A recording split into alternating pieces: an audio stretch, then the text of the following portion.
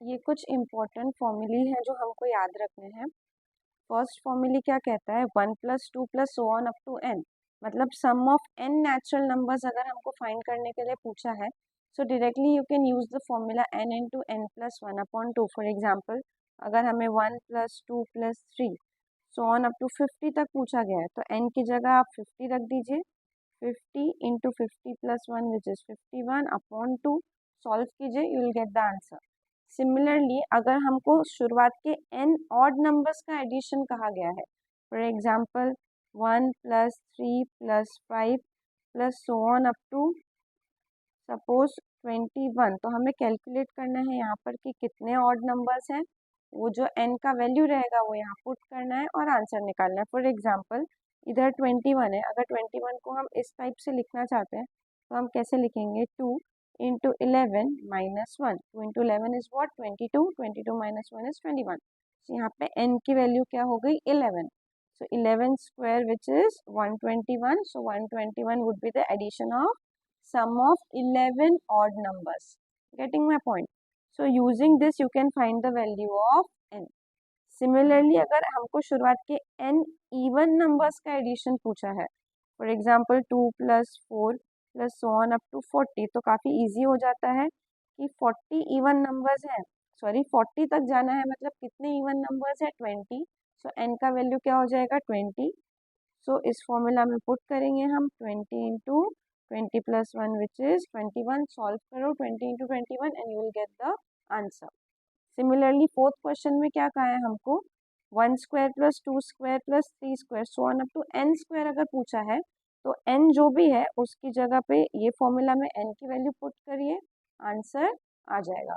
For example 1² + 2² + so on up to 10² अगर पूछा है, तो यहाँ n की जगह 10 रखेंगे, तो answer would be 10, 10 + 1 is 11, then 2 into 10 is what, 20, 20 + 1 21 divided by 6, solve करो and you will get the answer। Similarly अगर n 1³ + 2³ + so on up to n³ पूछा है, तो इस फॉर्मूला में जो भी हमारी n की वैल्यू है पुट कीजिए, you will get the answer. तो ये बहुत इंपॉर्टेंट रिजल्ट है जो हमको बाय हार्ट करने हैं। इसके प्रूफ्स भी है, आप देखना चाहे तो अपने बुक्स में देख सकते हैं, और अगर सीखना है तो मुझे बताइए, I will explain that also.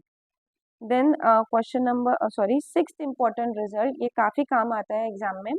C if Tn is an + b, means जो भी हमारी सीक्वेंस है उसमें जो nth टर्म है वो अगर हमको इस तरीके से दी हुई है, तो वो सीक्वेंस का फर्स्ट टर्म a + b होता है और वो सीक्वेंस का कॉमन डिफरेंस a होता है।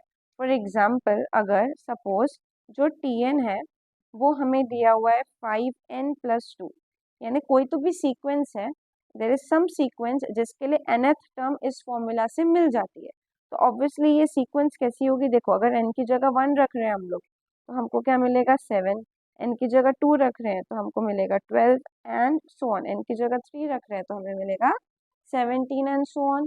तो ये हमारी सीक्वेंस है, ठीक है।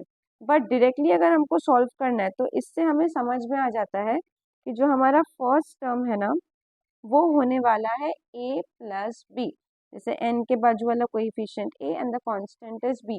यहाँ पर a की वैल्यू 5 है, b की वैल्यू 2 है, 5 + 2 is 7। तो देखो फर्स्ट टर्म क्या मिलेगा हमको, 7। ऐसे ही अगर हमको कॉमन डिफरेंस फाइंड करना है, तो जो a का वैल्यू होता है वही कॉमन डिफरेंस होता है। जैसे कि यहाँ पे a क्या है, 5, तो यहाँ कॉमन डिफरेंस क्या आने वाला है, 5। हम चेक भी कर सकते हैं, जैसे कि 12 - 7 would be 5, 17 - 12 also would be 5। इसी तरीके से अगर हमको सम ऑफ n टर्म्स दिया हुआ है, स्टार्टिंग के n टर्म्स का सम दिया हुआ है इस टाइप में, तो उस सीक्वेंस का भी फर्स्ट टर्म a + b निकलेगा। जो भी सीक्वेंस है जिसके लिए Sn दिया हुआ है, उस सीक्वेंस का फर्स्ट टर्म a + b किससे निकलेगा, एंड कॉमन डिफरेंस 2a निकलेगा। क्या है Sn, an² + bn। अगर इस टाइप से Sn दिया हुआ है, तो फॉर एग्जाम्पल अगर Sn मुझे दिया हुआ है 2n² + 3, तो ये जो भी सीक्वेंस है ना, देखो Tn की मदद से तो वैसे सीक्वेंस बना लेना भी इजी होता है, बट Sn की मदद से भी सीक्वेंस बनाया जा सकता है, बट उतना टाइम नहीं होगा एग्जाम में। तो हम लोग क्या करेंगे, डायरेक्टली हमें फर्स्ट टर्म मिल जाएगा, दैट इज a + b, मतलब 2 + 3 which is 5, and common difference which is 2a, 2 into a which is again 4। तो ये जो भी सीक्वेंस है उसका फर्स्ट टर्म 5 है, कॉमन डिफरेंस 4 है। सीक्वेंस बना सकते हैं ना, कैसी रहेगी सीक्वेंस? फर्स्ट टर्म क्या रहेगा उसका 5, सेकेंड टर्म क्या रहेगा 5 में कॉमन डिफरेंस को ऐड करेंगे 9, then again you will add 4 that is 13 and so on. तो ये जो भी सीक्वेंस है जिसका एसएन दिया हुआ है ना, ये है वो सीक्वेंस। ठीक है, अगर तुम्हें सीखना है कि विदाउट यूजिंग फॉर्मूला कैसे मैं ये सीक्वेंस बना सकती हूँ अगर मुझे एसएन दिया है तो let me know, I will explain that also. Okay तो अब और कुछ इम्पोर्टेंट रिजल्ट्स हैं जो मैं आपको बता देती हूँ। देखिए, सबसे पहले क्या इम्पोर्टेंट रिजल्ट दिया हुआ है हमारे पास कि कुछ कुछ क्वेश्चंस में ना हमको ऐसा दिया रहता है कि suppose 3 terms of a sequence are in AP, 4 terms of the sequence are in AP या 5 terms of the sequence are in AP. तो हम लोगों को अज्यूम करना पड़ता है। वैसे तो तुमने अगर अलग भी अज्यूम किया तो भी चलेगा, बट ये इजी मेथड हो जाती है, इससे आंसर्स जल्दी आते हैं। तो अगर क्वेश्चन में दिया है कि 3 टर्म्स आर इन एपी, तो हमको वो 3 टर्म्स को कैसे अज्यूम करना है? a minus D, A and A plus D, इस तरीके से ये 3 टर्म्स को हमको अज्यूम करना है। क्योंकि देखो a माइनस डी और a, इनके बीच में कितना कॉमन डिफरेंस है? देखो d कॉमन डिफरेंस है, और a और a प्लस डी के बीच में भी d कॉमन डिफरेंस है ना। जैसे first term a minus D है, उसमें d ऐड करोगे तो a minus D plus D will get cancel, you will get a, और a में d ऐड करोगे तो will get a plus D. तो ऑब्वियसली ये जो 3 टर्म्स है वो AP में है। तो अगर हमें कहा है कि सपोज करो कि 3 terms of a sequence are in AP, तो हम क्या सपोज करेंगे? a माइनस डी, a और a प्लस डी। सिमिलरली अगर हमें कहा गया है कि suppose 4 terms of an AP, 4 terms are in AP, 4 terms का सीक्वेंस है जो AP में है, तो वो हमको किस टाइप से लेना पड़ेगा? a minus three D, a minus d, a plus d and a plus three D. देखो यहाँ भी अगर तुम ऑब्जर्व करोगे ना तो इनके इनके बीच में कॉमन डिफरेंस देखो कितना है। अगर तुम a माइनस थ्री डी में सपोज तुम प्लस 2d ऐड कर रहे हो, जैसे कि a माइनस थ्री डी में अगर तुम प्लस 2d ऐड कर रहे हो तो क्या मिलेगा? Minus three D plus 2d would be what? d minus D. तो हमें मिलेगा a माइनस डी, यानी हमने क्या ऐड किया है इसमें? 2d।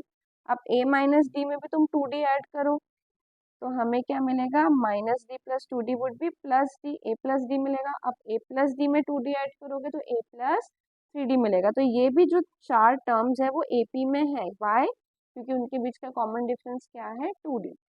सिमिलरली अगर 5 टर्म्स AP में दिए हुए हैं तो हम कैसे लेंगे?